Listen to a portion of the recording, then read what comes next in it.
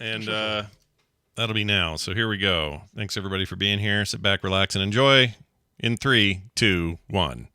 We all know that Canadians like to pretend they're further north than Americans are, but they're really not, and I'm going to prove it to you. Give me fuel, give me fire, give me that which I desire.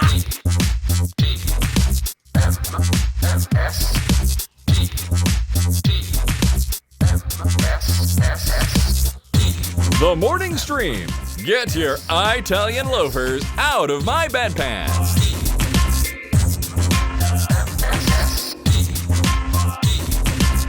Good morning, everyone. Welcome back to TMS. It's the morning stream for Wednesday, April 5th, 2022. 2022.3. Jeez, I'm a week into April, and I just about went back a year. Falling back. What the frick? It must be all this snow. It's throwing me off. We got another, 7 or 8 inches overnight. Did you really? Yeah. Oh my God. We had a dusting overnight, but nothing. Like the streets are shiny but not icy. Yeah. Just wet, and we're supposed to get into the 40s today, 60s tomorrow, and high 70s or mid 70s by the weekend. See, that's what's crazy is we're supposed to be 70s by Sunday or next Sunday, this coming Sunday, and that's insane. Because right now you go outside and it looks like the dead of winter, snow packed everywhere, giant piles of it, and you're like, is this really gonna melt in a week? It's Rocky Mountain States, ladies and gentlemen. That's how it happens. It is. So I'm looking forward to that. Although that looks like we're gonna have flooding. It's just gonna happen. I'm not. I'm high up here. You're high? Yeah, I'm totally high right now. I'm doing the show high. But also we're located at a high point, and the people down at the bottom of the basin I worry about.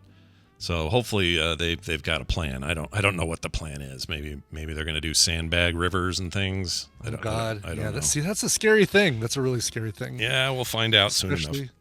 Especially with what you've seen getting fished out of those rivers. Oh yeah, hell yeah, dead body. That's right. That was that year. Body. Yeah, that was the year I saw a dead body. And I saw a dead body. That was a gnarly time. Anyway, hey, we're back, everybody. Might I recommend joining our Patreon, or at the very least getting to the stream early, because Brian just regaled his wonderful experience over at the Muse concert last night. Yeah. And man, it looked awesome. You should put some of that video up on Twitter or something. I'm putting Twitter. That old dinosaur. That old Dojasaur. No, I'm throwing those videos in our Discord in the TMS chatter channel. Oh. So all 3 of those videos you have to download them. You can't view them because they're big. So you got to download them and watch them on your own device. That's right. They are big. They're HDR. They're widescreen 4K. That's right. Yeah, and Brian's not messing around. 3D with smell-o-vision. Yeah, all the things. It's all there. Everything. I got to share something that blew my mind before we get into Battle Royale today. Okay. This is a text we got from Ender Panda, and I don't know why this hit me so hard, but it did. So I'm going to read it. By the way, he sent this to 801-471-0462, and he says, "Hello, Scott. Catching up on TMS and heard you mention supernatural stuff again. One of the things I found interesting is that we don't have ghost insurance.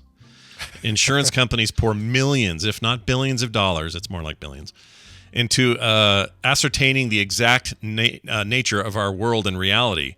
If ghosts exist, then you can damn well be sure that insurance companies know about them, and you'd have contingencies for, say, swerving on the road because a ghost suddenly appeared in front of your car. I think you can reasonably conclude a lot of different things just based on this simple idea. Do insurance companies think something exists? If they don't, then it probably doesn't," says Ender Panda. It's a really good point. Think about it. Point. All the risks are calculated, and they make us pay for it. It's like your car, your earthquake insurance, all these things that are unpredictable are out there, but they don't have ghost or possession insurance or any of that. Allow me to bring out my big butt, Scott. Do it. But there's no way of proving that you swerved your car because of a ghost. So the insurance wouldn't have to pay anything ever. They could bill the gullible people who buy ghost insurance. I'm actually surprised that there isn't ghost insurance, because it feels like a money, like a cash machine for insurance companies. Well, you'd have to. You're right. You do have that aspect to it, but Right. I think there is something to the idea that they can only get away with stuff that is provable. You know what Correct. I'm saying? Like, Yeah. they say, okay, Oh, well, so in other words, for the even though you couldn't prove the existence, even though you couldn't prove that you swerved because of the existence of ghosts, they won't offer insurance because there's no way to prove that ghosts exist. yeah, they can't prove that ghosts exists, and neither can we, obviously, because we can't prove it. We just say, well, yeah, I swerved because of a ghost. Like right now, probably somebody somewhere and sometime has probably used that as an excuse. Like, how did you wreck your car? Oh, I was trying to avoid there were a group of ghosts crossing the street. and the insurance and there wasn't company's a ghost crossing sign. No, yeah. So I think there's something to this idea of like they would figure out a way to monetize it if it existed. They would, because they do everything. For sure. Now, over in other countries are like, what are you guys talking about? Dude, trust me, in America, if there's a way to do an insurance policy on something, Yeah. that's the business. We do it. I mean, because they would do it if they could do it. If they could get away with it. And so it's probably not necessarily the insurance company saying, oh, we won't do this. It's probably somebody there suggested, and they said, oh, yeah, let's look into that. And they said, no, we legally can't do this because we can't prove that the thing we're insuring against exists. Yeah. Now, there may be some organization somewhere that isn't like a mainstream insurance company that offers ghost insurance that you can buy. Yeah, like haunting insurance on your house or some BS. But let me tell you what that is. That's a racket, is what that is. Yeah. Oh, yeah. You think regular insurance is a racket, ghost insurance, yeah, extra rackety. Listen, if you've spent money on ghost insurance, I have two simple words for you. A quote from the Amityville Horror about your haunted house insurance. Get out. Yeah, get out. Is that from Amityville Horror? Yeah, the house said get out. You know why I know you know that? Because it scared the poop out of me as a Yeah, little because kid. that's the one movie that Brian always mentions as the one movie that really got him as a kid. Really freaked out. Scared the living daylights out of me, sitting in my mom's Carmagia watching that on the drive-in movie theater screen at the Sloan's Lake Twin Drive-In on Sheridan Boulevard. Yeah, man, look, it's all burned in. I only have 3 memories of that movie. Here are my 3 memories. There was a toilet overflowing with something, like oil or something. some kind of black ooze coming out of a toilet. I don't remember what the deal was. And then Texas tea, I think they called it. Is that Texas tea? Sweet. Texas tea. Yeah. Well, I'm getting out of the South and moving to Bel Air now. Anyway, then the other one was flies. There were a lot of flies. Yeah. Uh-huh. And I remember lightning would flash, and the house, the 2 windows that are famous, the shape of that weird like house. Eyes. They'd look like eyes. That's all I remember. I have no other memory of that movie except those 3 things. Yeah, mine is the eyes at the window, that freaking red room in the bottom of in the cellar, mm-hmm. And then the get out voice. Well, we should film sack it so you can. We have. Oh, have we done? Have we done that movie? Yeah, we totally have. I don't remember doing it. Did we really do it? Dang it! I don't remember that at all. I'm pretty sure we did. Yeah. Oh my gosh! See, this happens though. We think we've seen a thing. We totally do. And the longer we go with Film Sack, 2 things happen. Then we get a bigger library of movies that it's harder to remember what we've done, what we haven't done. The other thing that happens is we get old and our memory starts to fade. And so you're absolutely right. It was 2014, episode 195. Go seek it out. I guess you dealt with your trauma then. I just don't remember. I did. I'm all good now. All right. I'm good and happy and healthy. And you think we should do any of the sequels, or we leave all that alone? We certainly could. Yeah. I don't know if any. I'm sure they're worse than and that movie was pretty bad. Yeah, it wasn't actually the good. sequels are worse as far as production value. Yeah, and they weren't. It wasn't never a very good movie. It was just kind of. There was something in the news about that house recently. I should have put it on the show, and I don't remember what it was, but something's getting auctioned again, or it got sold, or someone died in it, or something weird. I don't know what it is. Someone could find it. Anyway. Yeah, go buy that house. I don't believe in the supernatural, but I still wouldn't buy that stupid house. I don't know why. No, I wouldn't either, dude. I get you. I feel you. I don't believe in it either, but I don't want that house. Here's what I'd do. If they offered it, said, all right, you can have it for $100. Great. I'll buy it for $100 and turn it into the scariest Airbnb you could possibly stay in. You would make so much money. I would make tons of money, and I would charge ghost insurance. Like, I'd offer that as a thing. If you're staying in the Amityville B&B, Bibby's ghost insurance available as an add-on to your Airbnb. Yeah, don't use the toilet. Don't mind the flies. There's a few things you'd have to just let people know about. The red room. Don't go in the red room. The red room. Oh no, that's where, like, if you're really adventurous, stay in the red room. We've got a bed and a TV set up in there, but the Wi-Fi doesn't make it. No, they would say. That's Great funny. Boy Bright reminds us, by the way, that Nick of Time is streaming. I don't know what Nick of Time is. Do I know what Johnny that is? Depp and Christopher Walken, and part of the movie is done in real time. So it's I want you to assassinate the president. I don't remember that at all. I don't think I've seen it. And the last half of the movie is done in real time. And Okay. yeah. That'd be worth watching. Yeah. Where's Randy, his- I'm sure, is listening. Yeah, he might be. Well, he's on vacation. I don't know if he's listening. That's right. He's definitely not listening. Yeah, he's out of town. He's enjoying some smothered with Christmas in New Mexico right now. That's right. I think a lot of Blizzard folks, even not on the Diablo team, he's not technically on that team, but I think a lot of them are getting vacation in now because things are going to get nuts in June. Oh. And everyone's going to be all hands on deck kind of thing. So I think Makes probably good for him to get out now. We still are doing recommendals today. Nicole will be with us, so watch for that later in today's show. We're going to do Battle Royale right now, though, and that requires a Dunaway to join us. And if I had this ready, I would. There it is. Okay, we're adding him. Here he comes. As he enters the room, let us all be kind and respectful of his wishes and his strange needs. I'm killing time while I wait for him to answer. Here he comes. Don't look him in the eye when you approach him. Yeah, don't do that. Don't offer him food. Don't speak to him unless he speaks to you first. Yeah, never give him food ever. All right, and don't get him wet. All right, that's the main thing. Right. Don't get him wet. Yep.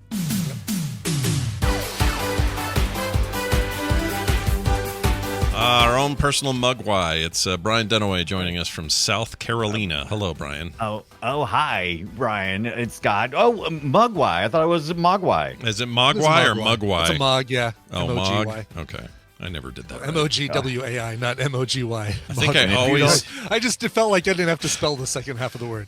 And if you ever see Gremlins at Taco Bell after closing time, you know you're in trouble. Oh shit. Yep. Yeah. Why Taco Bell? What's the reference there? Was that in the Because movie? they serve till that's the late night place you go. That's the place you go when you're drunk. Either that or if you're local to my area, it's like the Huddle House. Oh, the Huddle House. Oh my god. Yeah.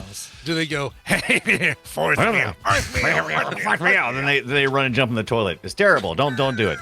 You know what's funny is Say no. my wife, not my wife. Why did I say my wife? Laugh. Oh, gosh. Now I can't wait to see what the correction is to who you called your wife. I was going to say, what was I going to say? Oh, I was going to say, this is terrible. I was going to say Jon Jagger, not my wife. My co-host on Core wife, just one of my, I'm a polygamist on that show. I have two wives on that show. Anyway, he has a Denny's in Arizona. He says it's called the Gay Denny's.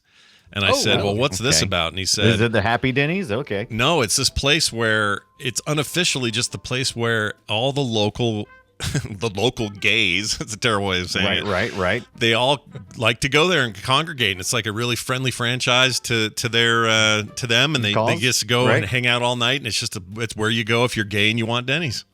That's what he told us. I don't We had understand an Azar's anybody. big boy that was our gay. Right. Really? You had a gay big boy? It's gone now, yeah, but there was a gay big boy. Oh, that's great. That's great. Hey, look, I don't understand any place of business that doesn't go, I don't want money. Give me the money. No. Like, if I'm your place, come on. It wasn't that other Denny's would turn them away. It was just that this place just kind of, you know how a place just naturally, organically becomes the place that you go. Yeah. Like as kids, we went to this Hardee's. We don't have Hardee's anymore. It's all Carl's Jr. I know you guys still have them down there, but before they were Carl's Jr., these Hardee's in high school, that's where we went, and it was the one we went to, and it was packed with kids from my high school. No other Hardee's got that business, just this one, and it wasn't proximity or anything. We just picked it, and it organically we went to the became BK Lounge. Yeah. Oh, the BK Lounge. Yeah. Mm-hmm. We had a Village Inn that we affectionately termed the Village Inn of the Damned. Oh, nice. Because we went there once. I received a hamburger and fries on a plate that was somehow swimming in water. Nice. Like a quarter inch of water on the plate. Gross. Like, Gross. are you braisering my burger while it's in the bun? What are you doing here with this? That sounds horrible. Why is there water on the plate? But the initial thing, the thing that should have been the dead giveaway is when the guy came to our table to take our order, he fished around for what seemed like minutes in the front of his apron pocket, dangerously close to his crotch, looking for a pen. Great. And it felt like minutes. Like we could have walked up to the front counter, got a pen, and brought it back. Definitely not it. Yeah. Oh, I was saving that for later. Ugh, gross. I don't want to go there. The minute I'd see water on a plate full of fries, I'm out of there, man. That's disgusting. Yeah. That'd probably come out of the dishwasher, right? It never let it dry off. It's like maybe like as they were bringing it over, it was a glass of water was on the tray with it, and it spilled or something. I don't know. It was horrible. Love it. Village of the Dam. We love calling it Village Inn of the Dam. It's amazing. Yeah, that's great. Perfect. I love that. Well, good news, everybody. We already have a listener who's number 4, and I'm going to pull him in. Okay, I say him because I know it's a him. It's actually, who is it? Oh, sorry, it's I Am Sci-Fi. Oh my gosh, Ian. Didn't we have him last time, and then we couldn't get him or something, and then we picked somebody else because he didn't pick up? You might be right. You might be right. There's something weird going on there. Oh, right. He had some weird phone issue. Yes. Yep. Well, let's see if he has it this week. If he doesn't get in, answered. I'll take the next closest. We're ringing him. He's not answering. He's not answering. Ding. Okay, that's no good. Okay, well, here's the thing, folks. If you do your darndest to become caller number 4, maybe stay near your phone. Yeah, when it's time to play. I think he's just, for some reason, some weird issue. I'll talk to him later, but you know what? Next in line is Dreadnext. Let's see if he can be added. Dreadnext coming in hot. Let's see if he answers. Always ready. He's not answering either. Maybe it's. Oh no, he is answering. Here he comes. Oh, he's giving us video too. It's Dreadnext. Dreadnext, welcome to the show. How are you? Good morning. How are you? Good. Hey, we're going to see you in a few weeks, aren't we? Yeah. Yes, you certainly will. Oh, no way. Somehow you ended up as Claire's bodyguard. Is that what I heard? Is that the deal? Well, I'm taking her around to all the best vegan places because she doesn't eat meat. So while you're at Bacon Nation, we'll be chowing down on a veggie burger or something. Might I recommend you avoid the Heart Attack Grill? Yeah, don't go there. Aww. Do not go there. Good recommendation. Yeah, they don't have a good vegan menu at the Heart Attack Grill. I don't think they even have a good menu at the Heart Attack Grill, let alone vegan. You're not wrong about that. Well, Dreadnext, you were number 4.5 today, and congratulations on being here. We're going to play a game. Brian Ibbott's going to explain the rules. Pay up front. What? They make you pay up front at the Heart Attack Grill. No, you pay. Wait, do they? No, you pay. You pay when your meal's done. So it's really they're taking the risk. They really That's are. a great idea, though. You're all taking the risk. But isn't that a great idea to pay after, before as a joke? Yeah. Is like, hey, you're at the Heart Attack Grill. It's just a joke. Well, it's a joke. Pay us. On the way in, they weigh you, and I think they do give you some sort of discount because there's that giant scale in front of the restaurant, and if you stand on it, the more you weigh, the more discount you get off of your bill. That is hilarious. That's funny. So they want to encourage the close to death. I am not getting on that scale. Morbidly obese. Yeah. Anyway. Hey, it's time to play the Tadpooley Feud, folks. I've surveyed the Tadpool on some nerdy topics. Scott and Brian are going to have to predict the answers that they gave us, and it's Scott and Brian's job to see how many of those answers they can guess. I am Dreadnext. Your job is more important than ever because you're going to be working with either Scott or Brian. And if your team wins, you'll get a prize package that includes Ticket to Ride and XCOM 2. Woo! Courtesy of David Akers. Two stellar games right there. Yeah, no kidding. That's great. Man, we have such nice donators that give us these codes. We really do. Yeah, it's great. And one's good for the family, one's good for after everybody's gone to bed and you can play some XCOM 2. Oh, yeah. All right, so let's get to this. By the way, folks, keep your eyes open in the next week or so. There will be a new Tadpooley Feud survey. Oh. Because we're getting close to the end of this question batch, and so I have to have a whole bunch of new ones, but the good news is you guys have all provided me with new questions to use, so really you only have yourselves to blame. Yeah, all right, put your hands on your buzzers, gentlemen. All right. And let's see, do I need to give you a little caveat? Caveats. All right, feel free to be broad in your answers and be specific, and I'll tell you if you need to be more specific. Okay. We'll do that. Fair enough. Fair enough. I like it. Okay. All right. You feel hands like on your buzzers. We asked 500. Stressing Ibbot out. He hasn't even asked the question. I know. We really have. Him out. Oh, we asked 513 Tadpoolers. 9 of them passed. Losers. Yeah. Name a James Bond Gadget. Damn it! Brian. What? Why are you cussing? Because I cuss when I lose. Go. Right. I like that watch thing he's got that he can choke people with. Isn't that one of his? But I see what you mean by being broad and specific. Yes. Nope. That's okay. Good. You went as specific as I need you to be. So the wristwatch Garrotte, I believe it is. Yeah. Show me wristwatch Garrotte. Oh, jeez. Is it one of my favorite ones, though? Is it Garrotte? Garrotte? Garrotte? I don't know what it is. Garrotte? Garrotte? I think you're right. I think Brian's right. I think that's it's it. pronounced Garrotte. I think it's Garrotte. I It's believe you're pronounced right. Groot is what it is. Oh, it's Groot? Oh, shit. Well, now we know so it's not Groot? spoilers Fine. for Volume 3 of Guardians of the Galaxy. All right. Scott, you get a free shot. Favorite gadget, eh? Not Broad. really favorite, just name a James Bond gadget. Let's do... Go gadget. Oh, geez. Shoot, I'm torn here. Okay, you know what? I'll just do rocket firing car with rockets. Rocket Sure. All right. car. Show me rocket firing car. Look at this. We have Groot and now we have rocket. Yeah. Oh, look at good this. job. Number 8. Headlight the gun rocket. Headlight gun / That's rocket. all you needed. Yes. Some good All right. points too, man. Dreadnecks, that means you and me, Yeah, buddy. Jed, you're doing All good. right. You and me, Scott. Yeah, give me your hot one. What do you got on the tip of your tongue? So I played GoldenEye on the N64 yesterday. Oh, did and yesterday. Okay. in it he had like a pen exploder thing. Can we say pen? Yeah, an exploding pen. That was the one I was wrestling with between this and the car. I think that's a good one. I say exploding pen is good. Let's do it. Exploding pen. Mm-hmm. Alan Cumming clicks it once. That's right. And then he clicks it again. But on the third click, is it going to blow up? No, he sets it down. Show me ballpoint pen grenade. Yeah. Number 2 answer on the board. Woo! I like it. Okay. Let's do. Oh gosh, Dreadnecks, do you have another one? I can't think of anything. What about the laser watch? He's got a watch that's also a laser. Oh right, that can cut into stuff, like cut through metal and stuff. Yeah, laser watch. That's a good one. Laser watch. Sure. All right. Show me laser watch. Number 1. Number 1 That's answer. what I should have went for. Damn. Yeah. I didn't expect Apparently, that. everybody plays GoldenEye on the N64 for this survey. Well, wait. That Doesn't hurt. should we stay in that neighborhood? What else does GoldenEye do?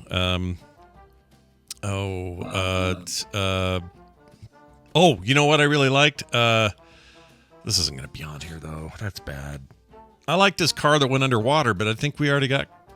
Well, you did headlight guns and rockets. You got the number 1 answer, and I got the no answer. Yeah, you got nothing. Let's do the amphibious car, the car that could go underwater. Sure. Lotus Esprit. Yeah. I think it was called Wet Nelly, if I remember correctly. Oh. Show me Wet Nelly. Wet really Nelly. Just sounds like a Bond girl. Show me Wet Nelly. Oh, wet Nelly. Yeah. Submarine car. Okay. Number 5, submarine car. That was a For Your Eyes Only, maybe? Yes. I think that's right. Correct. What about the jetpack from Moonraker? Are we considering that a gadget? Yeah, sure. I like that. That's a good one. Jetpack from Moonraker. Go with it. Jetpack. All right. Let's go on a little jetpack joyride. Show me jetpack. Oh, Number We're dadgummit. 6. rocking this joint. This is great. Mate. Let's see. 22. There are 7, 14. There's still. You could Brian still does win. still have a chance to win. Yeah. Yeah. And you trounced me so hard Monday. This feels good right now. So let me have one. What else do you like, Dreadnecks? I like your head. Where your head's at. I don't know. All I can think now is like proximity mines or slappers only in that. Oh, because those modes. And I do was like Slappers thinking only, that's Golden great. Gun, but again, it's a tadpole. They might say Golden Gun, even though it's not a gadget, but it's in that game and it's so prominent. But that makes me nervous. How about this? Oil slick. I'm staying with cars. Ooh. Oil Sure. slick. A little oil slick spray that comes out of the back of the car. Yeah. Sure. All right. Show me all that stuff I just said. Boo! Boo! I say. Very popular still. Let's see. And to So to that wrap wasn't up a an earlier euphemism. No. That wasn't a Restaurant, euphemism. That's not his pants. No, it's right. not his Garrotte pants. was number 19, by the way. Oil slick is somewhere in this list.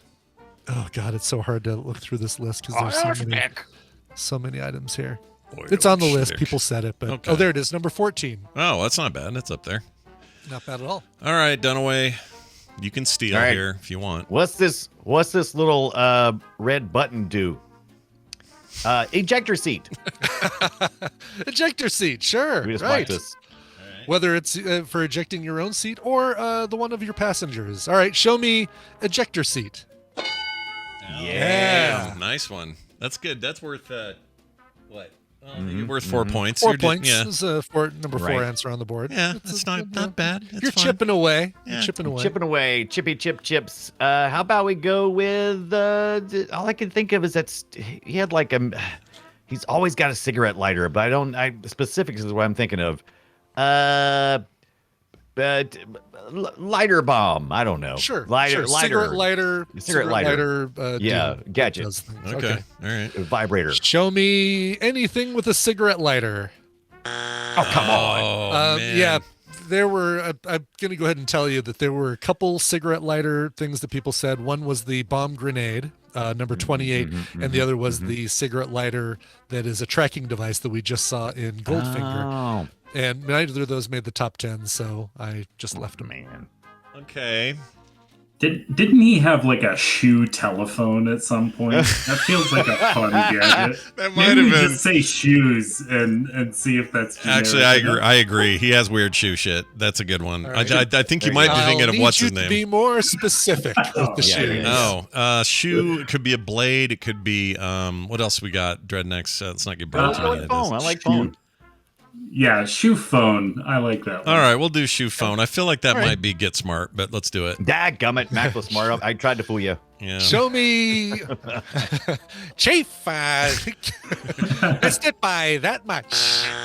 Aw. Is that what we're thinking of? Is it from that and never bombed? Yeah. It's totally Get Smart. Maxwell Smart. Yeah. He's got the shoe. James- He's got James Bond the never shoe had a phone. I always get those two confused. Yeah, I mean, it was a parody of Bond anyway, right? The whole idea. Let's Oh, for sure. Yeah. stick with that's how he actually ended this, right? By the way, though, to clarify, Right. several people in the tadpole also said shoe phone, so it was number 16 on the list. So a lot of people thought Get Smart. So don't feel bad. Once don't again, feel doesn't bad. have to be accurate. Just has to be what the tadpole says. That's right. How about he does have some shoe stuff though, but it seems like he used like we just watched the one and he had like it was the tracker inside of his shoe, but then he No, this is good because Brian, remember what Brian said? He said, I need you to be more specific, right? yeah. So yeah, that that's what I was tells me thinking. there's another shoe thing on here. That's smart. Yeah, thinking. yeah. That's what I was thinking. You're on my team, not Dunaway, Scott. Sorry, Come on. Yeah. It's a good point. I do not want him to win. Yeah, for the yeah, record. yeah. Yeah. I'm gonna go with that's the shoe shoe tracker shoe The gadget tracker tracker. in the shoe. Gotcha. Yeah, yeah. Okay. Show me track shoes. Oh, that's a I shame. knew it was It's gonna a be real wrong. shame. Yeah. Okay, but do you think I'm right, Dreadnecks, that there's another shoe on here and we're just missing it? Oh, there's definitely another shoe we're missing. I'm trying to think like shoe bomb or shoe knife or something like that. Yeah, knife feels. I swear I've seen the knife thing in a million movies, though, not necessarily just Yeah. Bond ones, and that's why I'm Yeah. worried about that one. We just saw Goldfinger. Is it possible? I say this out loud, and maybe Dunaway steals it if we don't take it. But anyway, the exploding briefcase was a thing, but that's Yeah. not really a gadget. It's kind of dumb. I mean, it's just an exploding briefcase. Everyone could make one of those, you know. It's not like. Didn't he Don't have give anybody X-ray ideas. specs Did he at have some X-ray point? glasses? No way. Is that true? When was that from? Was he looking at ladies? Oh yeah, no, he did. Was it Goldeneye the movie? Oh, that's There's something we saw in Film Sack where there was X-ray glasses being used, and it was him using them. Yeah, you know what? Let's do that. X-ray glasses, Brian. All right. X-ray specs, just like he found in the back of some the comic book. Yeah. Right after the bullies beat him up, he got to his comic book and he got the X-ray specs. Yeah. Show me X-ray specs. Damn it! Oh, Dang it. Let's Shoot. see. That one was number 44. People did say X-ray specs. All right. briefcase bomb. I'm going briefcase bomb. Briefcase bomb. Okay, and I think it was From Russia with Love, right? He didn't have one in gold. Oh, sorry. No, wait. no. Yeah. What was the? He had that whole tricked out briefcase with Yeah, he did. Had all like the a stuff knife in it. Had, hidden in one part and coins. Oh, Also had yeah, coins I'm in it. mixing them up because he used it at the end to confuse the guy that would be in Jaws. That guy, yeah. and Yes, that was the exactly. wrong movie. All right, yeah. But great. briefcase bomb just feels right. Even Sure, if it's briefcase not bomb. on there, it just feels good. Bomb in the briefcase. All right, show me briefcase bomb. Oh, it's a shame. That's a Oh, shame. briefcase bomb was it was in here also. 26 was the briefcase dagger. Exploding briefcase. I know. Is I it know really there a was another gadget briefcase. if it's just in a briefcase? I mean, Sure. they can put anything in a briefcase. That's you can just true. put a gun in a briefcase. Is that a gadget? I don't Yeah, know. it kind of is. I like that. That's kind of Q's strategy, right? Let me add a Right. gun to this device or an explosive Exactly. to this device. Or a laser, or Laser, yes, yeah. exactly. Congratulations to I Am Not Sci-Fi, Dreadnecks. Yes. Congratulations, you've won. Congratulations. You're a winner. Nice. Let's I'd like see to what the thank rest of I Am these. Sci-Fi for not showing up. Yeah, thank you. Again. Yeah. It's gonna be like it should be the consistent joke, like Kimmel always saying, "No time for Matt Damon." Yeah. That's about All right, let's see what the rest of these are. This, if you would have said any form of, other than the submarine car, any sort of car, just car, I would have given you number 3, Oh, son of a. which Really? the Aston Martin. It was fully loaded. I mean, Yeah. it's fully loaded with gadgets. It itself, I would not call a gadget, but No, Right. it's the carrier of many gadgets. is what it exactly is. like the briefcase is the carrier of many Yeah, gadgets. yeah. Did he have Heelys? I bet they didn't see that coming. He did not have Heelys. Heelys. Wouldn't that be great that the other shoe one on the list is the Yeah. Heelys? Show me number 7, the fountain pen gun. Oh, Oh, that's Yeah. right, because it goes. Yep, a good that one. Yeah. one was in. Let's see. Oh, I'm never gonna find I it. just All remember right. it hitting No. a dummy, like into Yeah. a dummy. Yeah, Yeah, Always like a a dummy blow getting dart kind of destroyed. thing. yeah, that was cool. Speaking of pens, number 9 is the hypodermic needle pen. This was actually used by one of his Bond girls to try and subdue him with like Interesting. a pen that had a hypodermic needle. put in Never it. had a pen that was a straw. Never did that. Had a- Okay. Oh, killed by your own poison pen or something like that. Was Right. the, I have a toothache. Yeah. That'll teach you to write poison pen letters. I'm not going to be your poison pen pal. Oh, nice. These just write And then themselves. number It's 10, great. you guys danced all around this one. The shoe dagger, even though James Bond himself didn't wear it. I was gonna say that The, that was the Russian lady that wore the Pleb, That's the reason why I Rosa didn't Pleb. say it. Yeah, Yeah. Rosa Pleb wore it and did her little happy dance. That wasn't his Yeah. gadget. Once Yeah, again, but I it's guess the wherever tadpool says. says. See, it's the Exactly, tadpool. exactly. That Running would down have. the rest of the list, Yeah. magnet wristwatch, wrist-mounted dart gun, remote-controlled car. Pierce Brosnan had that in Tomorrow Never Dies. Oh, I that's think. right. That was cool though. the Everybody wants one of those. wristwatch detonator.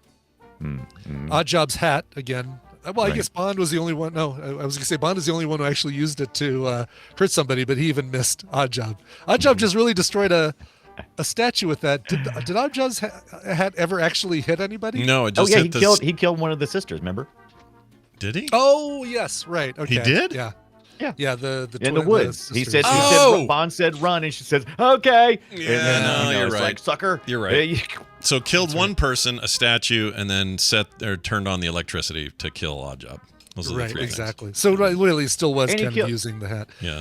And he killed one of his goons. No, he threw him over. Okay, go ahead. Yeah. Boombox. We talked about the cigarette lighter gun, fingerprint scanner, and replicator. The golden gun was on the list, number 24. Oh, smart. The alligator submarine. The crocodile. Let's see. That's the same thing. Cufflinks. Somebody just said cufflinks. Actually, 2 people said cufflinks, and I don't know what they do. Yeah. Yeah. Oh yeah, the explosive toothpaste, the Dentonite, I think it's called. Oh, We no haven't seen that way. yet in the I forgot in about our that. Film That's sack great. watching. Yeah. Flamethrower bagpipes, grappling hook gun. The flamethrower bagpipe has got to be the most. That useful. sounds That one's amazing. beautiful. I don't remember Yes. what that's in. That I must think I be did. That was in a Q. That was just in the Q laboratories. He never Oh, actually used it okay. himself. Q sandwich, which really was just a sandwich. Which I is think cute sandwich. he just Hilarious. James Bond picks it up and says, "What does this do?" and Goes, throws it or something. that's It's my like, lunch That's or my something." lunch, Bond. James, do pay attention. Seagull wetsuit. smoke screen, car exhaust. People who weren't playing GoldenEye were playing Spy Hunter. Yeah. Ultralight plane, and a bunch of people had different variations of his penis, his libido, a woman. I was curious about that. Like basically. It's not his gadget, you One guys. of my favorites is we haven't watched The Man with the Golden Gun yet, but we will get to fake nipple. As nipple. being a I remember that fake nipple. We got to get that movie. That's all. Yeah. Oh wow. Yeah, that's great. Fake and nipple. Great gadget. jammy pants. Oh, jammy pants. All right. Jammy pants. That's fantastic. Dreadnecks, it's good not only that you won, but that we won, really, as a team. I'm going to give you most of the credit. teamwork. That's right. But you're going to get these codes because you're the big winner here. And having you on was a real treat, as always. How do you feel about your big win? Yeah, this was great, and I look forward to seeing all of you in Vegas a little later this month. Yeah. So thanks very much for having me on. Right on, man. We'll see you later. Hey, Dunaway. Today, Hey, Scott. we're going to do Play Retro today. That's happening. Yeah, and yeah, we are. We're going to talk about Super Dodgeball. We're going to talk about Ransom City Ransom. What's it called? River City Ransom. That's it. Some City Ransom. Which is funny because that's the one I played the most of this week, and I couldn't remember the name. Anyway, we're going to talk about all those Coon games on the NES. That's right. If you're not familiar with that, that's all those, the Dodgeball and the River City Ransom and the Crash and the Boys. Crash and the Boys is the weirdest freaking title I've seen in a long time. Yeah, it's pretty weird. Yeah. It's pretty weird. So we're going to dig deep but at back least it's into not that. as sucky as Renegade, which was that was such a crap game. But we'll talk more about that. Renegade's bad, but River City holds the hell up. And, Yeah, it does. Yeah, if you like side-scrolling beat 'em ups, that thing is like the king in my opinion. I love that game. Yeah. I didn't know that how tightly woven it was with Double Dragon. I got to learn all this cool stuff this past week. Yeah. That and I always thought that River City Ransom was just a knockoff Yeah, I did too. of Double Dragon, but it's so much more. It's got all these RPG elements I didn't know about. Kind of the other way Over around time. in a way. But Yeah, we'll it talk is. all about it tonight, 3:30 Mountain Time, right here at frogpants.tv or twitch.tv/frogpants, however you get there. And come hang out with me and Brian. And if you don't get it there, get it on the podcast a little later, wherever you get your podcasts. Brian, kiss our butts. Bye. All right. There goes Brian. We're going to do a quick news story. And let's play this first. I don't watch the news. Hey, Brian, the news today is brought to us by... In a quiet Georgia town, a film director is murdered. Was it the grieving husband? Was it a close friend? Was it an old enemy out for revenge? One fiery redhead detective is on the case. God damn it. That's just a taste of the exciting new book from tadpooler R.B. Willis. Just search Amazon for The Case of the Weeping Ham, a Freddie Falcon mystery, to nab yours today. Oh, and it's included with Kindle Unlimited subs. Yep, I just downloaded it on Kindle Unlimited. Was happy to see it there, and very stoked for another tadpooler doing a rad thing. For sure. The Case of the Weeping Ham with 2 M's. That's right. As in John Ham. Like John Ham. Yeah, there you go. Yeah. Good job, R.B. Willis. I think that's awesome. I admire authors a lot, especially self-published ones. I think that's awesome. All right. We got one. I'll probably get one story in here. A self-cloning monster goldfish. They're invading Canadian waters now. Okay. Canada! It's happening. Self-cloning monster goldfish. That's right. This is what it says. Many people often keep goldfish as pets, Brian, as you know. That's the thing. Did you have one growing up or no? Never had a goldfish. I had one for a while. Gerbils. Yeah, we gerbils. Had, Do you have hamsters? Just gerbils. Yeah, just never any fish. We did fish, various kinds of fish. We had a goldfish for a while. I think we called him Eddie. It's my memory. Tristan had a beta. Yeah? How'd the beta Just do? one. Did he kill other things? We had only one beta. We never got the the Golden Master release. I think it's funny they call him sorry, made me laugh at that. I think it's funny they call them beta fish and not alpha fish, given how right, because angry they are. because they're the alpha, like they fight to become the alpha. Yeah, they should eat the beta fish. I don't get why they did that, but Yeah. anyway. Or maybe it's not beta the way I'm saying beta. Maybe it's beta or beta or something like that. I don't know. Could be. I haven't looked that hard into it. Beta fish. Yeah. But anyway, people do that as pets, and it's not hard to see why. They're pretty easy. Goldfish are as intelligent as they come when it comes to fish. Makes them. This article says it makes them such well appreciated guests to have a small pond, or to have in a small pond, fish bowls and aquariums. But if you think it's all glee and fun with goldfish, think again. They're quickly becoming a menace to Canadian waters. Canadian Glee and goldfish. fun. Yep, that's right. Canadian goldfish owners are starting to rethink as these acceptable pet fish have become a cause for concern by becoming self-cloning monsters. And then they go into detail here. Basically, they replicate at an alarming rate. I'm going to pull a picture up here. Here we go. Yeah, they're huge They're too. huge, Like and they're everywhere. football sized. Yeah, and nobody wants these. They want these to be gone. Look at Yeah. that thing. Gosh, dang it, dude. Look at that hole. Look at, and they got water in the second photo. My gosh, there's so many of these. Golly. It's disgusting. You don't want to eat these. They're weird. I don't think you want to eat them. And they're all over the place. So Canada, we're thinking of you. And we want you to be safe. For the love of God, don't feed them Tim Hortons. This is what it's doing to them. Look what it's done to. Oh my gosh, this one picture of this guy's holding this. That's as big a fish as I've ever seen. That's as big as a medium-sized dog. Yeah, easily. And it's also wrinkly like one. Yeah. Oh, they're so fat in the middle and skinny on the end. Yeah. Bulbous. I kind of want one. Well, Oh my head up to gosh. Canada and you can help them out by getting one. They get even bigger. I did like four pictures. Oh in. yeah. Oh, that's the one I was saying was like a. It's medium-sized humongous. dog. I thought I'd seen the maximum. No, Yeah. I hadn't. All right, that's enough of that. Let's do a break. When we come back from this break, Tom Merritt will join us. We'll have a little tech talk. And after that, we got recommendals. You know, it's your usual Wednesday here on the TMS show.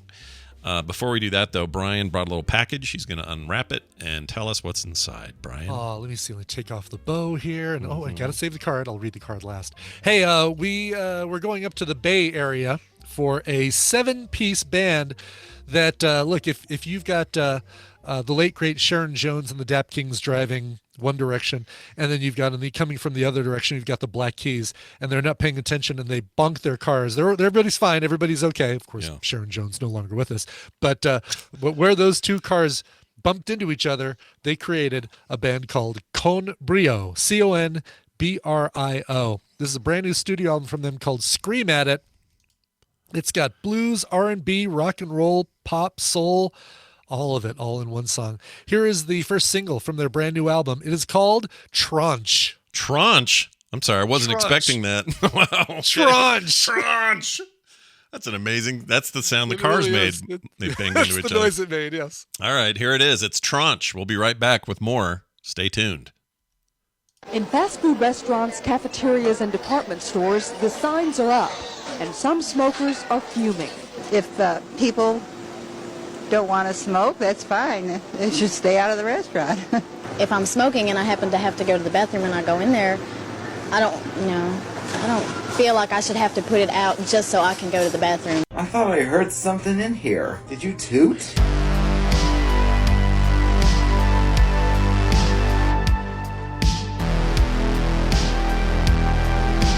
The Morning Stream. Gas up the machine. She's down to fumes. And we're back, everybody. Please tell me who Tranche or where Tranche came from again, please. Yeah, that song Tranche came from a band called Con Brio, which is Spanish for with brio, from their brand new album Scream at It, which is going to be released this summer. That's the first single. And again, it is called Tranche. Tranche. It's impossible to say that without doing it without affectation. I know. You can't say it with a period. No. It can only be said with an exclamation point. Doesn't seem right. Very strange. All right. Check it out, everybody. We got this going. The world of tomorrow will be as cold as sunlight tuned through photochromic windows. I ride it naked. He sure does. Hey, everybody, check it out. It's Tom Merritt. He is our tech expert who joins us each and every Wednesday to talk about the tech stories of the day. Tom Merritt, welcome back to the show. Well, thank you again for having me, Brian and Scott and Brian. Oh, that's right. It That's is how good to have you. we prefer to be called that. So next time, don't forget it. Just kidding. Tom, it's great to have you back. Those are our names. Please wear them out. That's right. The world of tech doesn't start until I hear what Tom has to say about it. That's true every day. By golly, that's true. Yeah. It doesn't have to be that way, but it is the way for you. It is the way. Yeah, it's the way. This is the way. This is the way. Tell us what's going on. There's probably something popping out there. What's going on right now? Yeah, you ever heard of Shigeru Miyamoto? I have. He's a designer of quality video games since the late 70s or something like And that. he's the Iron Chef. Oh no, different one. Different guy. Yeah. Iron Chef of video games, perhaps. There we go. Yeah. I would call him a legend. I would too. I think that's fair. Yeah, fair enough. He was having a little talk with Variety about Mario because we got the Mario movie coming out, right? So Variety, they cover the entertainment business. They sit down with Miyamoto. They say, let's talk Mario. You've had a big hand in this Mario thing. Tell us about the Mario. Right. One of the things he said in the course of that interview, which talked a lot about a lot of things, was mobile apps will not be the primary path of future Mario games. Oh. Well, okay. I mean, I didn't think it would be either, but that I is was going to say, yeah. I mean, it does feel like this is saying, like, yeah, it never was the primary path. Exactly. Like, we love consoles. We're going to stay on consoles. You'll get the occasional app, but that's not going to be our focus. Like, yeah. It's not surprising, but it does say something, right? It says you can't get much further up the chain at Nintendo than Miyamoto, and to have him basically say it's not our strategy to think that mobile's the future outside of what we do mobilely with our console, of course, but not phones. I don't think I think is also, it's two things. It seems obvious, but also on the other hand, it seems like, okay, well, there's something from Nintendo that we haven't actually heard. That's them putting a flag in the ground saying, yeah, we don't think Mario's future is on phones.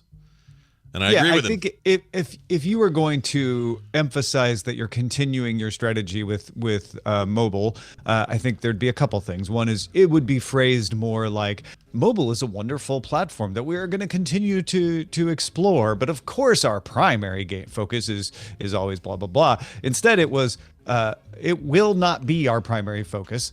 Added on top into the fact that Dr. Mario World was removed from the App Store after 2 years. Mario Kart Tour is their best revenue-generating game at $300 million compared to Mario Kart 8's $3 billion.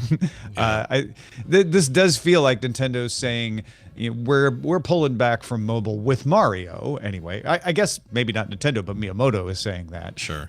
And he talked a lot about how they design these games, which I thought was pretty interesting. He says, we try to define what is the gameplay, what is the method, and then define what devices they go on. And he talked a lot about the integrated strategy of hardware and software and how that's difficult when you're doing it on a phone where it's the screen and your thumb. Yeah. And yeah, you can add Bluetooth controllers and stuff, but most people who play a game on a phone are going to be using screen and thumb, so you have to design for that. Yeah, I think they certainly gave it a. I don't think this is them going, well, it didn't work out, because they made a lot of money on mobile. It's just, I think that they know their limits, and they did Mario. They did a version of Fire Emblem. There's a Fire Emblem kind of there's a few others out there, game. Right? Yeah. Sure. There's their Mario Kart game on there. There's an Animal Crossing mobile game. Like, there's a lot of stuff. Yeah. And they're all money makers, except that Dr. Mario World didn't make any money, as far as I know. But I think this is just them acknowledging what we all probably thought, which is this isn't really going to be their place. They want a little piece of it. Go ahead and take whatever part of the pie you want, but it's not going to be their primary focus. And I don't think it'll be anyone's that are currently like, Sony, Microsoft, Nintendo would all love the money that's made in mobile, but it's never going to be their primary output. I just can't see it. I mean, maybe it will one day, and I'll eat my words, but I don't think they ever do. Yeah, I wonder if this means we'll never see a Mario game on mobile again, which I kind of feel like that's what it means. Yeah. But he also didn't want to rule out the possibility. I feel like there's a strategy for some Mario adjacent or Mario branded mobile games, right? They try to do Super Mario Run. They're trying to capture what Mario does and put it on a game. And I think maybe what you do is like a Nintendo puzzle game where Mario is one of the characters in there. Yeah, I actually think Mario versus Rabbids, which is technically a Ubisoft joint, it's in conjunction with Nintendo, but it's published by Ubisoft. That game would lend itself extremely well to mobile. Be great for mobile. Yeah, I'd play the hell out of it on there. XCOM style, like a tactical XCOM game like that would be really good there. But I wouldn't hold my breath. In that same interview, I was reading that interview yesterday. And part of it got carried by IGN, and they had a quote that I liked. He says, he was talking about Dr. Mario, and he says, Mario is a blue-collar guy. He is a regular person. So even when he becomes Dr. Mario, there's sort of some shadiness to it. Like, can I trust this person? Yeah. I love that. Wait, is that because he's blue collar or because he's a straight ahead arrow, and then when he becomes a doctor, you shouldn't trust the academics? Well, that's weird. So that is weird, right? Like, I don't know how to quite take it. Maybe it's a little bit lost in translation, but it feels like what he's saying is, hey, that plumber over there, he's doing physicals now. I don't know if I trust that. Like that, maybe that's what he's saying. Yeah, that tracks. Yeah, That's weird. I love my plumber. He's great. Yeah. I don't know if I trust him to, test my colon or anything. Yeah, you're not going to walk over and go, "Does this look infected to you?" to your plumber and let him touch it. You might, but you probably shouldn't. You shouldn't. I'm going to go ahead and recommend against it. Actually, I think it's a bad idea. That's interesting. I recommend listening. I or fully reading the whole expect you thing. to get an email from someone who's like, well, my plumber actually went to med school and used to be a doctor, so I actually did this. Oh, well, in that case, sure. Like if you got somebody who's just a savant, or they're just like, I got tired of I got out of the rat race. Yeah, I'm out of the rat race, but I still know enough to tell you that little you should get that thing removed or whatever. Then fine. But Mario spends all his time in pipes, and then suddenly he's a doctor? Give me a break. Yeah, did he go to school? Does he even wash his hands after he's dealing with the pipes? No. Before he starts? Heck no. He should wash everything after sitting He on might Yoshi. be good at stomach issues, though. He might be. It's a really good point. Anyway, this is an interesting interview. People should check it out. And there'll be more on Daily Tech News Show. Probably get it mentioned. Yeah, today. I figured what we could talk about on Daily Tech News Show is like, well, if you're not doing mobile, which was once the future of gaming, right, and you're not doing cloud gaming, what are you doing? Still relevant? Yeah. What are you doing? And that's a great question for whatever's next for them, because I have all kinds of questions about what Nintendo does next. And they're not answering the question. Not yet.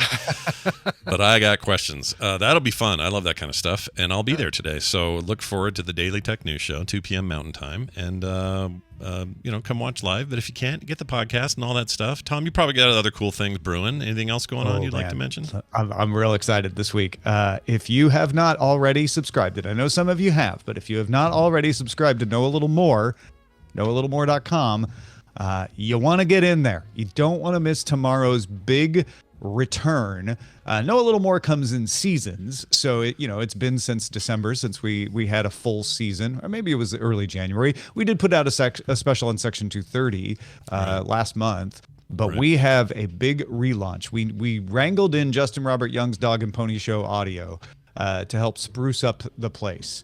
So we have a full season of better storytelling, improved production value. Amos is still working on it. He's working hand in hand with Justin's team. So we're going to premiere the relaunch, the big relaunch of Know a Little More Thursday, with the story of RSS. Now, you may go like, how RSS is rife with personalities. It's rife with backstabbing. The RSS protocol, by all accounts, should not still be around. We're going to tell you that story starting Thursday. So get over there and get subscribed at knowalittlemore.com. Sounds nice. Also, the self-same Justin Robert Young will be here on Monday for about 15 minutes promoting their new season of The Greatest Con, which will be fun. Yeah, it's a big couple of weeks for Dog and Pony Show audio. Yeah, they're having a moment there.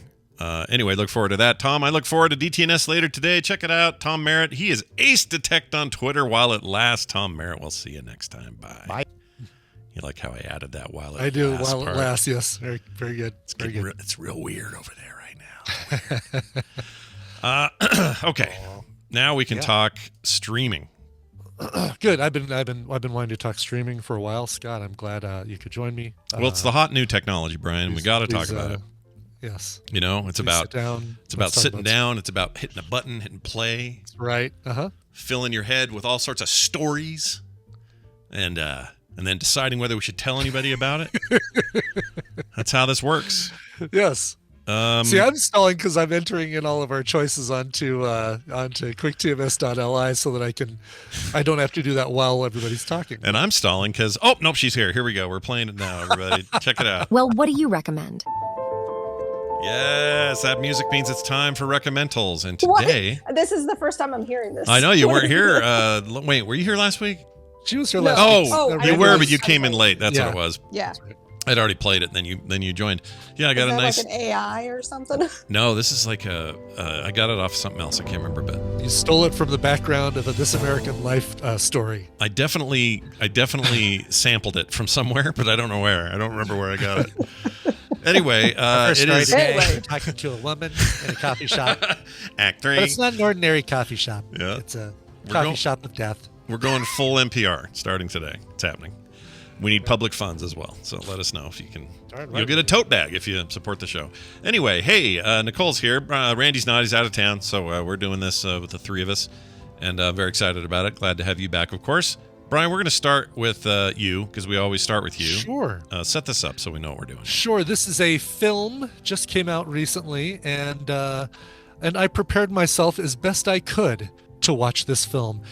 You'll probably be able to figure out because the part of the title of the film is said multiple times in this audio clip. Oh my gosh. All right. That's a lot. Here it is. Let's see what we got. No, relax. This isn't about you and your predilections.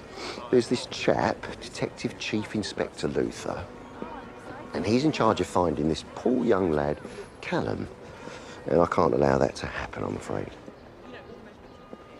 Now, listen. From what I hear, DCI Luther's a bit of a bad apple.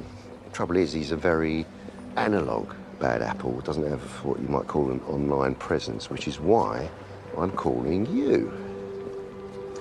I want everything on him. Every furtive little secret, every intimate disgrace. I want his corruption. I want evidence of any misstep, any wrongdoing, any line he's crossed.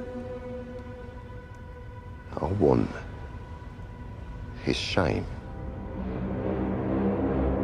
It is Gollum, right? That is Gollum, yeah, looking for not protecting, but not letting Luther find a kid named Callum. all I could ever hear every time you mentioned Callum. Yeah. That is the brand new Luther the Fallen Son movie, which is on Netflix. It is the movie continuation of the 5-season series, that BBC series Luther, starring Idris Elba. I prepared by binging like crazy the 5 seasons of Luther since I'd never seen it. Started a few weeks ago and got through them before they got pulled from Hulu on April 1st. However, you can still watch them on BritBox and Pluto TV for free, I believe, on Pluto TV. So if you want to watch Luther, you've never seen an episode of Luther. Basically, he is a detective in London for a department that specializes in serial killers and unusual murders. And very early on in the series, he befriends a woman named a woman named Alice, played by Ruth Wilson. And she early on is kind of like amused to him, a little bit of a Hannibal Lecter to him. She doesn't make an appearance in this film, but you do get Cynthia Erivo from 12 Years a Slave and was she the you know what, I'm not even going to guess because I'm going to get it wrong, I'm sure. But she's fantastic as the new as a new detective in that same department, that same she's awesome in everything she's in. I love her. She absolutely is. Just looked her up. The She's Outsider. awesome. Yeah. And then, of course, as you heard, you did get Andy Serkis in here as well, who I'm glad you find out very early on that he's the murderer, because as soon as you hear his voice, you're like, okay, well, that's Andy Serkis. So if I see a crowd of people and Andy Serkis is in there, I know he's the bad guy. Yeah. He's so good, though. Gosh dang, he's great. Yeah, he's really good in this. And God, very early on, there is an image, there is a visual of him that is so freaking unsettling that it sets up the whole rest of the film. It's getting good reviews, better than average reviews. It's not stellar, but I enjoyed it a lot because I watched all the Luther episodes leading up to it. However, I don't think it's required that you watch any Luther before watching this. They do set up who the character of Luther is. There are also YouTube videos that, like, before you watch Luther the Fallen Son, watch this YouTube video, and it does a good job of explaining who Luther is and what he does, because he does cross the line quite often to sometimes success and sometimes failure in catching who he needs to catch. But we love the series in this house, so we will see this. I've heard the mixed reviews. Some people said, look, if you're a Luther fan, this may not work for you or something, but it sounds like it worked fine for you, so I'm gonna watch it. It worked just fine for me. I enjoyed it. I watched this on the plane flying back from Vegas last week, and it's a good watch. It's it's heavy, and it's scary at times, but it's really good. Were there any sex scenes for the people in the plane to notice you were watching? No, fortunately, no nudity. I'm trying to think if even the series had any nudity. I don't think it did. No, not really. I don't think. I think it was pretty. I think there was one season had one of the guys that he was chasing was a pornographer, and in the background, I think you see blurred out some people messing around, but I think that's all you get. Some live porno. I love Luther, so I'm in. This sounds great. Luther, the Fallen Son. It is streaming on Netflix. It was in theaters for a very short time. My guess is so that it can qualify for awards later on. I don't think it'll get any. It's good, but it's not that good. Sure. Streaming on Netflix as of March 10th. You know where you saw Holly Gibney recently, both of you, is that Roar miniseries you guys both watched. She was Holly Gibney. Yeah, she's the girl in the. You just said she was in. Or sorry, Holly Gibney, Cynthia Erivo. Sorry. Oh, she played Holly Gibney in. The character is Holly Gibney in The Outsider. Oh, gotcha. Her up. Which? From The Outsider. Which one? Which of the? There's a character called Ambia. It doesn't say. It was one episode, obviously, because it was a. Because it's an anthology series. I'm wondering, which one she was in. Let's see. I'm looking here. Oh, the woman who found bite marks on her skin. Oh, yeah. Is that the one? I still need to watch that. You guys. Yeah, those are great, and those you can watch, in multiple sittings because, like you said, they're all individual. But Nicole and I both binged them like crazy. I think. I think I watched one, and then I watched however 8 in a row. Yeah. That's awesome. I got to watch that still. All right, there you go. Luther, the Fallen Son. Seems on Netflix, right? You said? Netflix, yes. Excellent. And if you want to catch up on Luther, like I said, you can watch those Amazon Prime? Was it an Amazon Prime show, though? Luther? No, it was a BBC original. It was a BBC in the first place, but I think they may have carried it there. Of Bosch, which I talked about last week. Oh, that's what I'm definitely thinking of Bosch. Yeah. Bosch, very similar in tone. So it's funny that I talked about Bosch last week and then immediately watched Luther, the Fallen Son. Bosch is like U.S. Luther in a lot of ways. It feels yes and similar. No. Bosch rarely crossed the line. He was straight laced and he called out other cops who crossed the line. That's true. But now Bosch Legacy is very much like Luther. Yeah. Yes, because he's outside of the police force and now he can do what he wants. And so he's a what line? I don't see a line. There's no line. Yeah.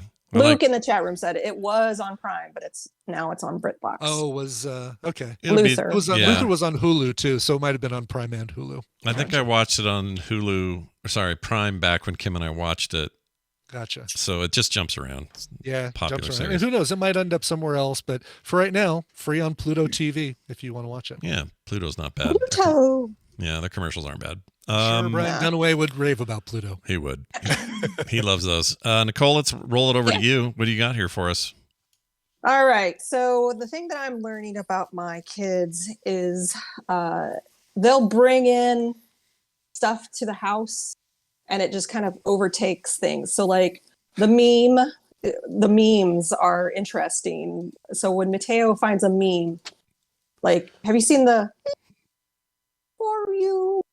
Oh, it cut out some of it. You're cutting out because you're singing. Oh, because Discord has a setting where it'll do that.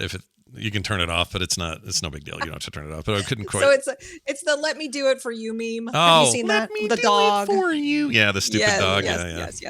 Yeah. So that was the theme. So these things kind of penetrate. I normally wouldn't experience this stuff. I'm far past that kind of in the know. I'm not that hip, but Mateo kind of brings it. So this show that I am recommending, he I guess his group of friends got into it, and now we're all into it. And there's going to be a live action on Netflix coming out soon. Mm-hmm. So, it's a massive, massive. I never meme. heard of it before, but Yeah. it has like 1,000 episodes. So, Yeah, it's huge. That's I watched. not an exaggeration. No, it's not. 1,056. It's a lot. I saw my first exposure to it was on TikTok, and it was like just people were doing constant memes about dogs and this thing. But then I started seeing animation, and I started thinking, what the hell? What are we doing? And now it's like a full blown like grumpy cat level, meme. are you talking about the show or No, meme that I was? the meme you're talking about. Yeah. Yeah. I'm talking. I'm talking about the show. So, Oh, gotcha. Sorry, I thought you were. Sorry. No, But you're yeah. good. But it's just, I was just using it as an example of how it just kind of things that are popular I used to know, like I was part of that. I'm not part of that now. And it's very, You're out of the know. so out of the know, but my kids help me keep in the know. Sure. So this show that I'm recommending is definitely popular in my kids' world. And I have a feeling it's going to be even more popular when the Netflix live action version of it comes out. They're filming it. I saw some behind the scenes stuff, and it looks pretty fun. So this is, how many seasons are there, Brian? They're literally like 1,000 episodes of the show. Yeah. So 20 seasons, ranging from a low of 14 episodes to 165 episodes. Grand total of 1,056 episodes of this show. Oh my gosh. So this show currently is on TV at our house all the time. There's a lot of different arcs with the show itself. Mark is trying to catch up to Mateo, and I think he's on like episode 5. It's just so play the clip. All It's right. from the first episode of the first season, and there you go. All right, here we go. I made a promise. That's why I can't let myself die here. Open fire, man! What the hell?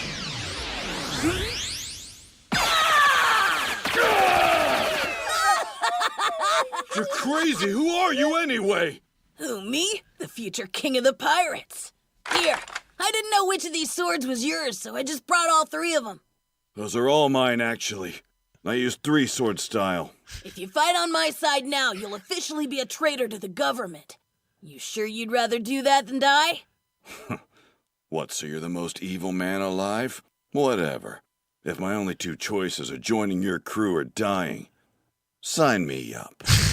Some sweet anime business going on there. So it's One Piece, right? One Piece. Yes, One Piece. Mm, The One Piece is real. That's all I hear now.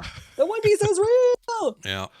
So what you heard in the clip, Luffy is the future king of the pirates, and he was meeting Zoro for the first time. And the way Luffy gets his power, he ate devil fruit that makes him all bendy, and like they shot him and the bullets just kind of went into his skin and then bounced back at the military people. So I keep asking Mateo, I'm like, how much, where's this devil fruit grown? Like I have so many questions and he doesn't know the answers.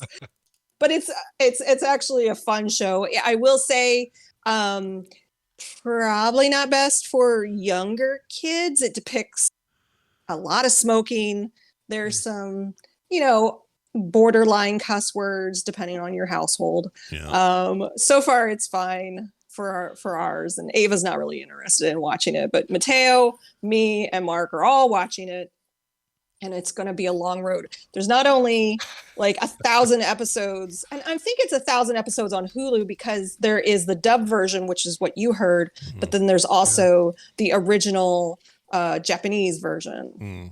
Is it Japanese? Yes, it is Japanese. Yes. It's based on a manga from over there, and I think Yes. that is also like an endless library of content. There's tons of the manga. And as we're going through the episodes, Brian in the chat said it gets very deep. It does. It's kind of going into some really hard topics, and I'm kind of watching Mateo to see how he reacts to them, if he has questions and stuff like that. Yeah. And yeah, it's a really good show, but you gotta invest in it. And I think there's some movies out there too we haven't even watched, the animated movies. Yeah, let's see, there's a total of, I have a list right here. I thought I did. I can't find it now, but yeah, there's a bunch of spin-off movies that are about the crew, and then there's spin-offs that are just character spin-offs. Live action series coming, like you mentioned. Rainbow. It's not Brian. Sorry. Yeah, that's right. Video games. We love that. I mean, we don't ever change. Yeah, there's a bunch of video games as well. There's a recent one called I can't find it. I can't find anything now. But there's a they've even made a swimsuit. Wow. Yeah, forget all this other media. A swimsuit. They've created a one-piece swimsuit. It's amazing. Yeah. Wow. I've tried to get into this. Maybe I need to do it again. The first time, I just felt like I was barraged with the audio kind of in there is what put me off. Yeah. It's like, you're with what? But 3 swords. Like all the kind of like normal dubbed anime thing. If I can just get past that, I probably have a good time watching If you this. look for One Piece Netflix trailer, you're going to find a lot of kids making trailers and rickrolling you. Yeah. So okay. look Nice. for the official Netflix behind the scene. You'll get to see they picked a perfect Luffy too. So I don't know when that's gonna come out, but the sets that they showed on that behind the scenes clip looks really cool. This is crazy. So the original manga run started in July of 97 and still running, 105 volumes. And then the show that you're recommending, 1999 started and is still going, like still making episodes. That's just crazy. And you can watch it on Netflix too. So it's on Netflix and it's also on Hulu. I mean, does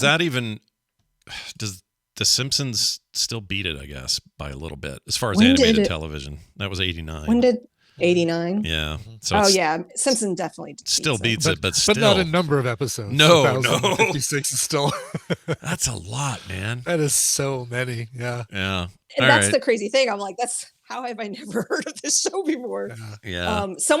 The reason why I think Mateo got into it is he was playing a Roblox game, which don't get me started on Roblox, but anyway. Roblox. It's awful. It's just awful. It really is bad. It's bad video games, but kids love it, and I don't know what to do about it. It's kid gambling. They are really tapping like Pet Simulator X. I followed them for a while, and they said, if you had control of the game for one day, what would you do? And I said, delete it, because it's just garbage. It is garbage. It brings out it's teaching really bad habits for kids. Yeah, so, I don't like it. But either. anyway, Not a he fan. was playing, like, one of the games that he was playing was a knockoff of One Piece, where you could get devil fruit and do certain things. But again, it's all collecting and paying to win and buying Robux and all that. And we finally banned Roblox in our house because it was just too much for my kid's personality type. You might have a kid that has the right personality type for it, but mine do not. So sure. Well, it's good bye parenting Roblox. Is it pretty even quality through all, like if I start this thing at the beginning and I just keep going, am I going to hit like a real rut anywhere? Or is there like recommended seasons or any of that sort of thing? Do you know? Or is it just go for it and watch it? We're just going for it and watching it. And okay. I mean, I think each season is its own arc, kind of like you're fighting bosses in an area. So the one I'm still in season 1 because I think there's like how many episodes, like 30 episodes or something. Hey Brian, Coverville News. There are various theme songs and character songs for a total of 51 singles that you could get in the music department. Yeah. I'll put those on wish list. Okay. Yeah. All right, wish list that up. Yeah. See if you can get those CDs. Awesome. All right. Well, it's One Piece, everybody. Peace, and it's real. Yep. And where's that? Sorry, where did you say it was streaming? It's on Hulu and it's on Netflix. Hulu and because Netflix. I think Netflix secured licensing because of the live action show that eventually is going to happen. Mateo's like, is it out yet? I'm like, no, it's not out yet. I don't know when it's coming. So, but they're still casting for that. But yeah, they'll tease it. Yeah. And Crunchyroll. Oh, Crunchyroll. Yeah, that makes sense that they would Crunchyroll, have sure. it. Yeah, which Sony owns now, so technically you have it on your PlayStation. I'm gonna play this just real quick. Hold on. That's the thing I were talking about earlier. Thank you. Thank you for getting that stuck in my head for the rest of the day. Yeah. And the last part is Herbie. It's Miss Piggy. Oh. So it's, really? Okay. It's Miss Piggy. Let's see if I can find that part. Let's see. Yeah, they don't they take her voice and like jack it up or something? Yes, and they modify it, and it's a long-nosed really dog obnoxious. Yeah. trying to get a Pringle. Yeah, that's how it starts. But there are a million of these now where these animated dogs, the dog will come up and go, "Let me do it for you," and then his nose will go really far to fix some problem. Like, it's the weirdest meme, dude. Oh, It's so weird. Yeah. Wow. We've had a riot with it. I thought you were saying that's where my head exploded because I thought you were saying they were going to make a live action version of that, and I didn't realize you had moved on. I'm sorry. I was like, are they really going to do a live action freaking CG dog with a long nose? The long nose thing, great. Yeah. Oh, I It'll love be it. voiced by Seth Rogen. Yeah, of course. Fresh off of his. Sorry, I was not clear in that. No. I think it was me hearing what I wanted to hear, and I don't know why I did that. You secretly want a live action. I mean, that's what I think this proves. I secretly want it. All right, I'm going to play my clip. This is, boy, what a shift in tone this will be. It's also, you'll wonder why this clip is hardly anybody talking. It's because I found this movie to be very non-verbose. But I will say, as a hint, this is a sequel to a 2015 film that I absolutely loved. No, it's not Mad Max Fury Road. We don't have that sequel yet. But there were a lot of good movies that year, and this is a sequel to one of those by one of my favorite directors ever, even though a new guy took the reins. Anyway, that's your hints. Here it is. How are you feeling?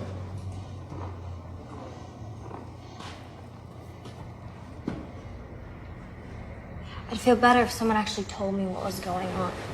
We're turning you over to the Mexican army. They'll arrange to take you back to your father. Let's go.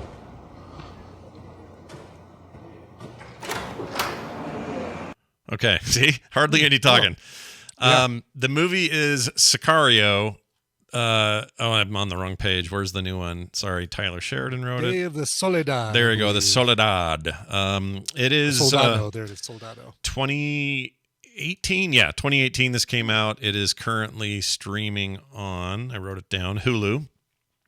And I was curious because I loved the 2015 one. I didn't give this any time in 2018 because I thought, oh, Denis Villeneuve didn't direct it because he got busy and he was off doing Blade Runner and then working on Dune. So he was taken away from the project. He wanted to do it, but he couldn't. It was written by Tyler Sheridan, the first one, which is just called Sicario. And you know his name because all of this Yellowstone stuff that's gone crazy over on Paramount. That's him.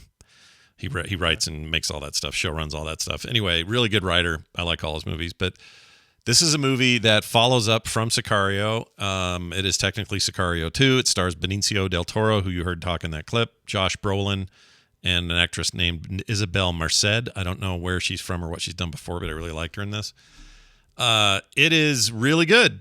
It's really good. And I think the director, Stefano Sollima, did a good job of carrying forward the tone that Villeneuve set in the first movie. If you've never seen Sicario 1, do yourselves a favor and see that freaking movie. It is so good. Yeah, I haven't watched it yet. It's so good, Brian. So good. And it's got Chin Lady you like so much. What's her name? Reese Witherspoon? No, the other Emily one. Blunt? Blunt. Emily Blunt. There you go. Emily Blunt. I do really like her a lot, actually. And that was the other problem is I was worried that since the sequel did not have Emily Blunt in it, that it was going to be just not as good. And here's the answer. Yeah. It is not as good, but it's still really good. I think similar to the Luther thing, the series, very good. Right. The movie, not as good, but still very good. Yeah, exactly. And Josh Brolin and Benicio del Toro put in killer performances, just like they did in the first film. They're very good in this. And del Toro's character, hard to explain. I don't know how to explain his character, except that he is one of the most interesting film characters in the last 10 years, and I feel like hardly anyone knows about it. It's so worth watching him just sort of stare at things. It's hard to explain. He's really great in this. Josh Brolin is great in it, of course. Jeffrey Donovan reprises his role as Steve Forsing. He's like a little secondary character, but I really like him in it. Catherine Keener's in this. She was briefly in the first one as well. Yeah. Matthew Modine is in it. Shea Wiggum. All these people I love are in it. And I think it's very, very good. Just so it's clear, it's all about like clandestine, super secret black ops sort of stuff going on. Oh, whoa, what was that? I don't know what that was. Nah, sorry, it's just stupid YouTube. One Piece going. And it's great if you're looking for like intrigue and sort of thriller action stuff and spies and toppling governments and all this sort of thing. The Sicario movies are really, really, really good. And I was surprised and kind of irritated that I took as long to watch it as I did, because I just had these precepts about, well, it's not the same director and Emily Blunt's not in it. And somehow I thought that was going to ruin it. It didn't. It was really good, and there is a third being made. I think Villeneuve is well past this, though. He's too busy doing really, really big prestige movies like Dune Part 2, and he's got, what's after that, Cleopatra, and some other science fiction thing he's got after that. So like he's tied up. But I thought this guy did a great job, this director, and I think the movie's very good and worth your time. So anyway, it's over on Hulu. I don't know. Sicario 1 currently not streaming, which is annoying, because I would really watch these as a package if I were people. Yeah, no kidding. Keep this in mind. There's a scene where Benicio del Toro has to fire a gun at somebody, and that's not shocking in a movie about guns and war and things. But the way he fires it, you got to see him do it. Really? Oh, now you got my curiosity piqued. Don't give it away. It's so weird. Yeah, I'm not going to tell you. You got to see it. It's amazing. Anyway, he throws it up in the air and then bing, like flicks the trigger. I wish it was that, but not quite that. It is something to behold. Let's just say he does things with a pistol I didn't think you could do. Let's put it that way. Nice. Oh, looks like it is on AMC Plus. So I think we still have. The original Sicario is on AMC Plus. So if you have recommend, Brian. If you've got that, you should watch it. Cool. It's so good. I'm gonna watch it. You should. I even think Tina would like it. I think it's. I'm sure she would. She likes stuff like this. Yeah, she's into sort of. She liked Cocaine Bear. I think all bets are off on where that bar is. That's right. That bar is all over the place. Anyway, Sicario: Day of the Soldado. Soldado. Yes, I guess is how you say it. And quite recommend it. All right, that's it for all these. They're all going to be up on quicktms.li. They're already there. Boom. So they're already there. Yeah, you can. People could have been using it as a cheat sheet to look ahead at what we're recommending. That's right. And we should have Randy back next week. He'll finally talk about whatever this clip is I've been holding on to for 2 weeks. It's 2 weeks, yeah, 3 2 weeks. Wow. Nicole, you got anything else going on you want to tell people about? You got anything cool going on? Go check out the latest Wood Whisperer video. Mark's talking about parallel clamps. That's awesome. There you go. Those are my favorite kind. Yeah. I think there's probably about 1% of your audience would even understand it. Who knows, man? I don't know. Like cool woodworking stuff's always been great over there, but parallel clamps, I hadn't even heard of them till today. That sounds great. Yeah. I'll check that out. The only clamps I've ever thought of is the character on Futurama called Clamps. He's the only other one I know. The robot, yeah. And nipple clamps. Nipple clamp. Oh, well, wasn't familiar with those until just now. 2 types of clamps that Scott thinks about. That's right, all the time. Nicole, it's always good to see you, and I hope you have a wonderful week, and we'll see you next time. Bye, guys. Bye now. Bye. All right. Well, we've done it once again. We've careened toward the tail end of a show where I would like to now share a couple of things with you. Today, DTNS at 2. I'll be there if you want to watch that. And if you want to watch Play Retro, 3:30 p.m. today. We got some bear safety recommendations from a texter. They didn't leave their name, but we talked about how to survive a bear. I think we talked about it in relation to Cocaine Bear. I don't remember how that came up. But oh, yeah, that's exactly what came up. We were talking about Cocaine Bear and like, what are you supposed to do? You're supposed to run uphill? You're supposed to run downhill? Climb a tree? What do you do? Well, he says, here are some more life-saving bear safety tips from the folks at Yellowstone. Great. Awesome. This is what they say. Make noise as you walk through the woods so you don't startle the bear. Rangers even suggest hanging small bells on a belt loop or two. Oh. So you want to be a known quantity, you don't want to be stealthy. You don't want to surprise them, basically, like, oh, right. So you'll both be surprised, and exactly. He's bigger. Yeah, that's absolutely true. Then it says, number 2, apart from an air horn, make sure you carry heavy-duty pepper spray, as bears have sensitive noses and will help repel them. So if they do come at you, right in the face. Yep. Number 3, know your bears. You can identify what kinds of bears may be in the area by examining any droppings you find. Not going to do it. This tastes a little grizzly to me. Oh, it must be a grizzly bear. This one's grizzly. Ew. I don't want to know what grizzly tastes like. It says you can identify what kinds of bears may be in the air by examining any droppings. Black bears drop typically smell of fruit and or fish, and often have seeds in them. While grizzly bears' droppings are often smell like pepper spray and have small bells in them. nice callback. That's weird. That's hilarious. It's weird. Yeah, he's saying because you ate the pepper spray and the bells. Yeah, the guy that Yes. walked in earlier. It's very nice. Nice way to end your email there, your text. I didn't get a credit. I don't know who that was. So whoever you were, thank you for that. It was great. Here's one, Brian. This is closed spaces stuff. This is from List or LTST. I'm not sure how you say that. Love the show though. Oh, duh. So it's not his name. No. Well, unless his name is Love the Show though. I don't know. We've had people do tattoos of TMS, so maybe somebody's actually named their child Love the Show though. Could be. It says small enclosed spaces is the subject. Hey, Scott, yesterday you mentioned that some people must enjoy small enclosed spaces because we were talking about, you don't like them. I don't really like them. I don't like them at all. I could not do the Bruce Willis, come to California, we'll have a few laughs. Couldn't do it. Couldn't be stuck in there. I couldn't Could either. not be stuck in there. The 500 miles of shit and come out clean on the other side. Couldn't do it. Can't do it. I'd be in prison forever because I just can't get in the tube. Anyway. That was the Proclaimers cover of that scene from the Shawshank Redemption, right? I would dig 500 miles through all the poop and come out clean on the other side. Is that how it goes? That's the one. That's the one, exactly. It says they're called claustrophiles instead of claustrophobes. Interesting. Famed sci-fi author Isaac Asimov was one, he says. From his Wikipedia page, Asimov was a claustrophile. I can't say it. He enjoyed small enclosed spaces. In the third volume of his autobiography, he recalls a childhood desire to own a magazine stand in New York City subway station where he could just enclose himself and listen to the rumble of passing trains while reading. He says, not my idea of a good time, but to each their own, I guess. Love the show, though. Anonymous. Yeah. So what's funny about that is knowing there are people who enjoy it. You and I both would prefer not to be in enclosed spaces, yet we both enjoy the feeling of a weighted blanket on us. Yeah, isn't that weird? It feels like that is should weird be because opposite. it's kind of that same enclosing feeling. But I bet Asimov would have, sported a chub getting a weighted blanket on him. One of his famous Asimov one of his chubs. books. Yeah. But I feel like, okay, so if I could create a small little space to curl into and read or play a game or something, yeah, that doesn't sound so bad. It doesn't, like a little wooden, like a booth, basically, like a right? booth. Where you've got a TV, your console, a little comfortable little reclinery chair, and you can close the door and have no distractions. Yeah, a little space like that, I think I'd be fine with that.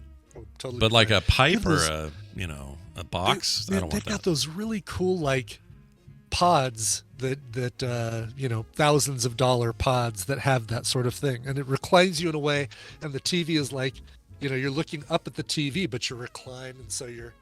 Oh yeah, I could do that. And, like surround sound and everything. Yeah, pad the rest of the room, lock the door, leave me in there. Right. I think I'd be okay with that. Exactly. But I don't want to be I don't want John McClane space. I don't want that. No. Screw that. Little cigarette lighter. Yeah, forget it. If you guys would like to counter any of these arguments and or send in your own thoughts and comments, we'd read them on the show. If you did, 801-471-0462 is the text line, or you can also leave voicemails there. You can also email us, themorningstream@gmail.com, or even better yet, you can go to patreon.com/TMS and get an ad-free version of the show with pre-show content every day. Yeah, that's right.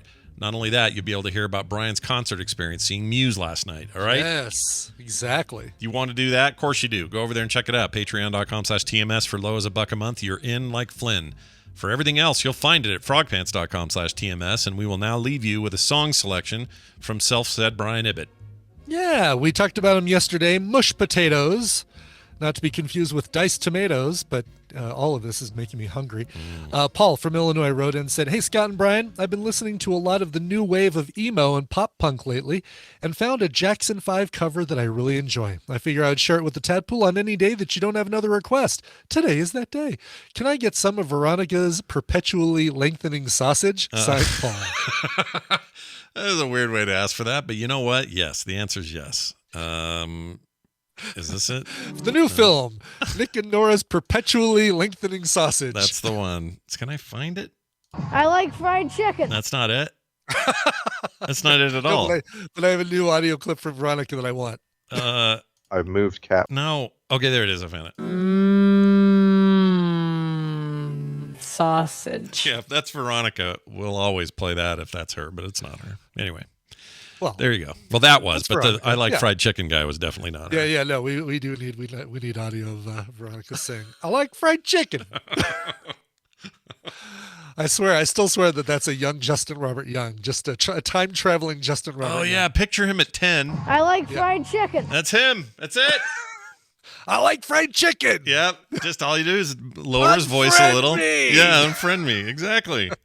We'll compare it Monday when he's here and see how it goes. Exactly. All right, let's get to this one. It is a cover of the song by the Jackson 5, released in 2017 as a single by, appropriately for today's topics, the band Abandoned by Bears. Here is I Want You Back. Oh, that's amazing. All right, that's going to do it. We'll be back tomorrow with a brand new episode of a Thursday edition of TMS.